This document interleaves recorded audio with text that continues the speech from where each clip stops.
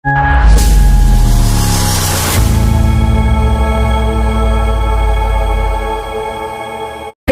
hari ini itu sebetulnya polemik ijazah ini sudah selesai, sudah sampai pada simpulan akhir, sudah sampai pada simpulan final, bahwa ijazah yang jadi polemik itu adalah ijazah yang tidak otentik. Saya sudah bertemu dengan dua orang yang sangat penting. Yang pertama adalah tukang yang membuat ijazah tersebut, di mana di Pasar Pramuka. Saya tuh jadi dosen usia 22 tahun, saya udah membimbing kok dok gitu.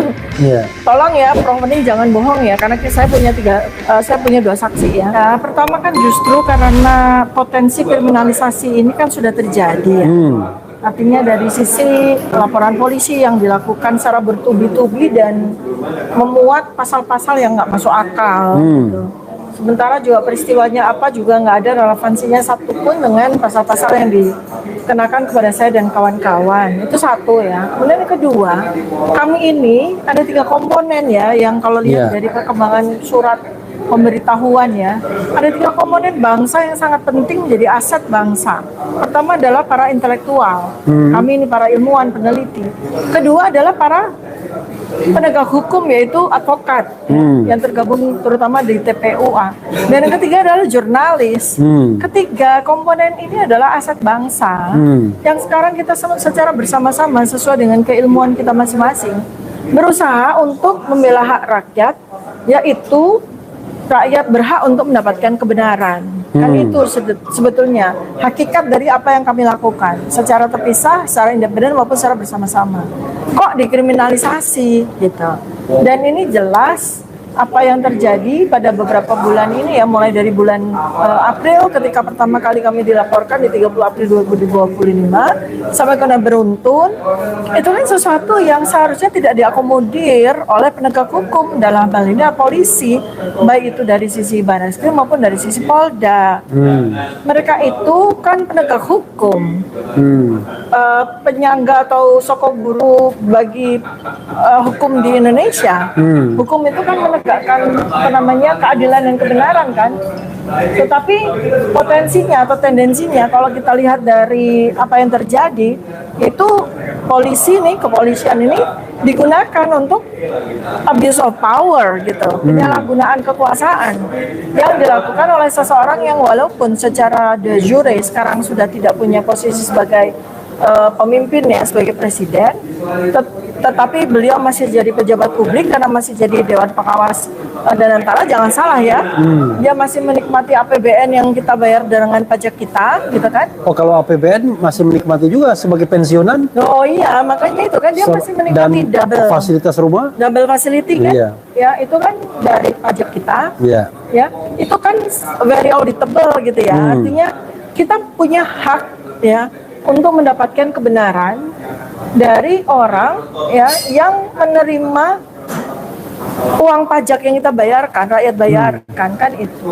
Jadi ini yang yang kita lihat ini akan sangat mengkhawatirkan kalau kita tidak berbuat secara maksimal, baik di level nasional maupun di level internasional. Sebab apa? Yang akan tercederai, yang akan dihancur leburkan itu adalah sejarah bangsa dan negara ini. Masa depan anak cucu kita. Ya kita semua ya secara umum gitu ya. Itu kan sangat menginginkan anak-anak kita itu sekolah dengan tata cara yang baik kan. Habis SD, SMP, SMA, kemudian kuliah gitu kan. Mungkin S1, S2 atau S3. Tapi tiba-tiba kemudian ada seseorang, mungkin sekelompok orang yang bisa meraih apapun yang dimau oleh mereka, dalam ini mungkin jabatan, itu dengan dokumen yang ternyata tidak diduga palsu, tidak otentik. Nah, saya menghindari palsu ya. Tapi sudah diduga tidak otentik.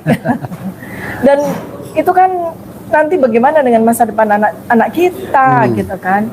Betapa mudahnya orang cuma beli dokumen ya, beli ijazah lalu kemudian dia bisa menjadi pejabat.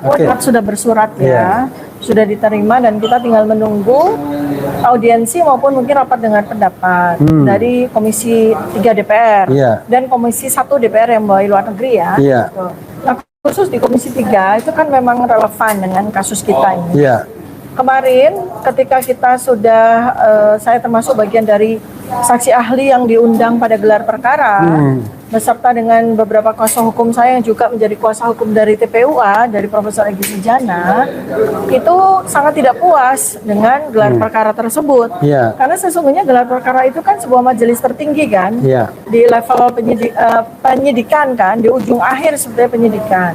Tapi terpaksa mereka TPUA meminta gelar perkara khusus itu karena dari awal kepolisian, dalam hal ini ada Bareskrim, itu kan sudah melanggar perkap mereka sendiri gitu kan, di mana seharusnya pemeriksaan laboratorium itu kan kalau sudah ada sudah ada laporan polisinya dan sudah ada tersangkanya kan, artinya kalau sudah ada tersangkanya berarti itu kan harus di level akhir dari penyidikan. Tapi ini bahkan belum laporan polisi, baru DUMAS, baru aduan masyarakat kan, yang dilakukan oleh TPUA, tapi Mabes Bareskrim itu sudah melakukan pemeriksaan laboratorium. Tersangkanya belum ada, laporan polisinya belum ada, baru aduan masyarakat sudah. Jadi kesan bahwa mereka memang melakukan pelanggaran prosedur itu sudah sangat jelas di situ, ya kan. Nah kemudian karena itulah maka TPUA itu menuntut atau meminta gelar perkara khusus. Tadinya kami sangat bahagia kan, wah gelar perkara khusus dengan semua komponen itu dihadirkan begitu. Tapi ternyata ya Pak Egy Sujana itu mengatakan ini gelar perkara khusus ini nothing. Kenapa? Karena nggak ada ijazahnya. Yang sebuah materi atau sebuah objek yang ini yang kita akan gelar perkarakan gitu. Sebab kalau tidak ada ijazahnya, ijazah Joko Widodo yang tidak hadir pada gelar perkara khusus, apa artinya gelar perkara khusus ini? Makanya setelah gelar perkara khusus itu selesai, maka kami tim kuasa hukum Dr. Tifa ya dan kawan-kawan itu langsung berkirim surat kepada Komisi 3 DPR. Sebab kami membutuhkan majelis yang lain. Dalam hal ini apa kalau bukan Dewan Perwakilan Rakyat yang merupakan representasi dari yang mewakili rakyat yang kami walaupun harapkan. Dalam gelar perkara khusus DPR sebenarnya datang ya, tapi perwakilan DPR lah minimal ya. Karena kami tidak melihat efektivitas maupun efisiensi dari efektivitas lah dari gelar perkara khusus, maka kami maju ke DPR. Karena di DPR itu ya kalau tidak salah ada peraturan yang DPR itu bisa meminta Kapolri untuk katakanlah memaksa dari yang terlapor dalam ini Joko Widodo ya bukan terlapor, terdumas ya Joko Widodo untuk menghadirkan atau untuk menyerahkan ijazahnya di mimbar rapat dengar pendapat tersebut. Itu yang menjadi tujuan kami. Berikutnya juga pada surat yang dilayangkan kepada Komisi 3 DPR tersebut, kami meminta perlindungan sebagai rakyat kepada wakil rakyat, ya, karena kami ini para peneliti, kami ini para aktivis, advokat, jurnalis itu sudah dikriminalisasi oleh seseorang, dan kemudian tendensinya adalah polisi tidak melakukan equality before the law, gitu. Saya udah ngerti itu istilah itu kan, tidak melakukan equality. Udah ngerti ya? Equality before the law kan ya. Equality before the law itu salah satu hak asasi manusia dalam konstitusi. Ya, dan itu kan tidak terjadi pada kami kan. Dia bisa setelah berkali-kali pengadilan, setelah berkali-kali dia sampaikan juga, saya akan menyampaikan ijazah itu di depan pengadilan. Tapi ketika diminta pada pengadilan Bambang Tri tidak juga ditunjukkan. Ketika kemudian Bambang Tri yang kedua juga tidak ditunjukkan. Kemudian kemarin di pengadilan Solo juga melalui prinsipalnya Dr. Muhammad Taufik juga tidak ditunjukkan, ya kan? Artinya kan sudah terjadi inequality before the law kan, ya.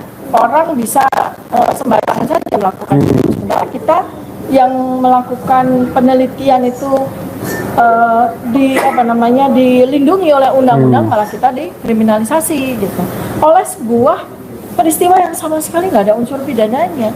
Kami ini lagi meneliti, kami lagi melakukan studi observasional, dan itu sah-sah saja dilakukan gitu ya.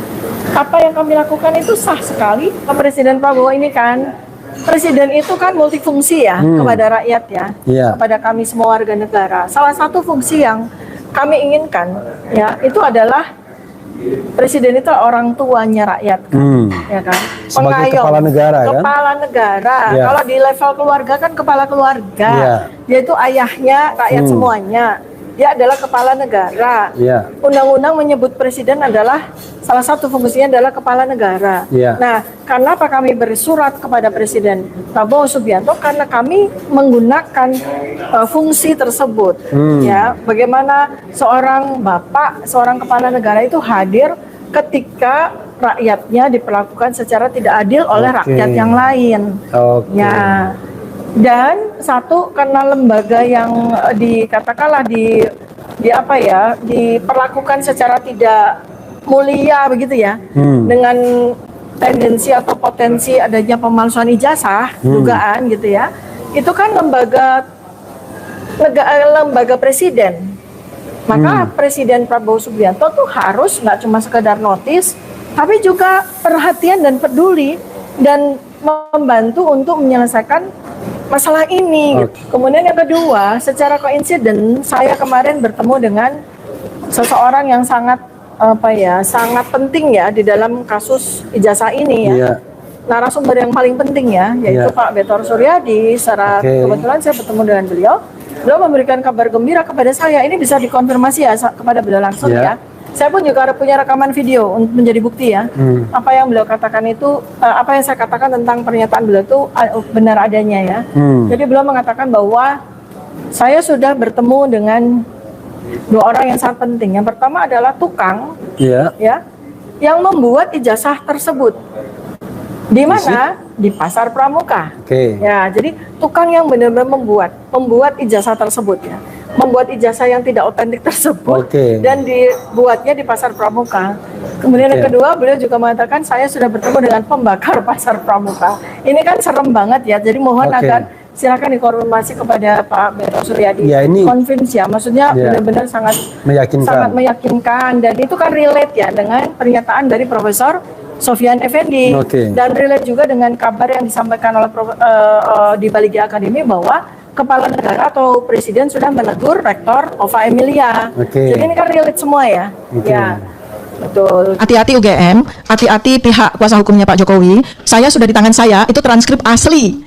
Ya, transkrip asli seorang mahasiswa lulusan tahun 85. Fakultas Kedokteran UGM tahun 85. Transkripnya asli sangat berbeda 180 derajat dengan transkrip yang ditunjukkan oleh Baris Krim. Dan jangan lupa ijazah juga.